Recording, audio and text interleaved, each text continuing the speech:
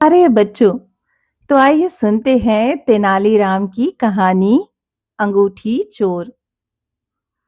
महाराजा कृष्णदेव राय एक कीमती रत्न जड़ित अंगूठी पहना करते थे।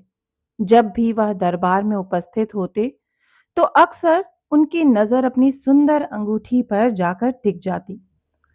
राजमहल में आने वाले मेहमानों और मंत्री गणों से भी वह बार बार अपनी उस अंगूठी का जिक्र किया करते थे। एक बार राजा कृष्णदेव राय उदास होकर अपने सिंहासन पर बैठे थे। तभी तेनालीराम वहां आ पहुंचे। उन्होंने राजा की उदासी का कारण पूछा। तब राजा ने बताया कि उनकी पसंदीदा अंगूठी खो गई है और उन्हें पक्का शक है कि उसे उनके 12 अंगरक्षकों में से किसी एक ने चुराया है।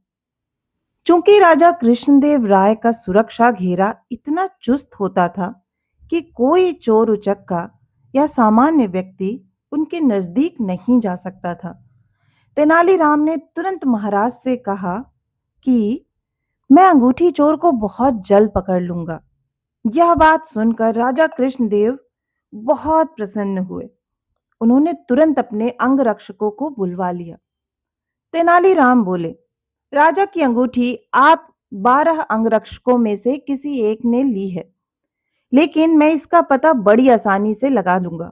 जो सच्चा है उसे डरने की कोई जरूरत नहीं, और जो चोर है वह कठोर दंड भोगने के लिए तैयार हो जाए।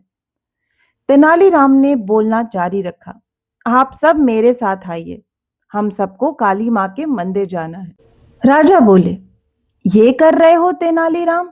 हमें चोर का पता लगाना है, मंदिर के दर्शन नहीं कराने हैं।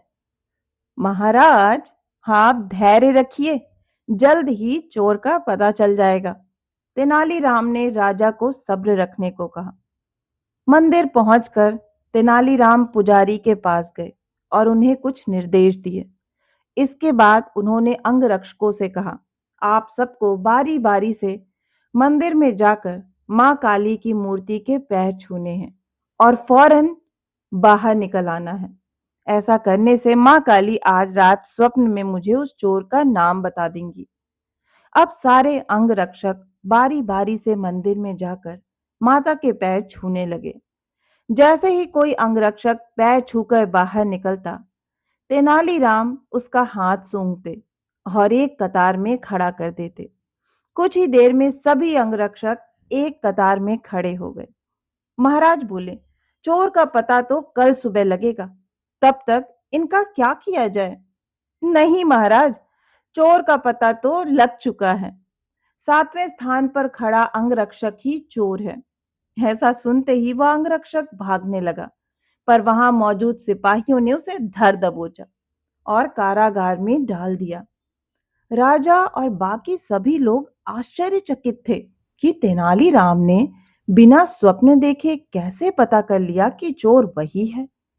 तेनालीराम सबकी जिज्ञासा शांत करते हुए बोले, मैंने पुजारी जी से कहकर काली मां के पैरों पर तेज सुगंधित इत्र छिड़कवा दिया था, जिस कारण जिसने भी मां के पैर छुए उसके हाथ में वही सुगंध आ गई।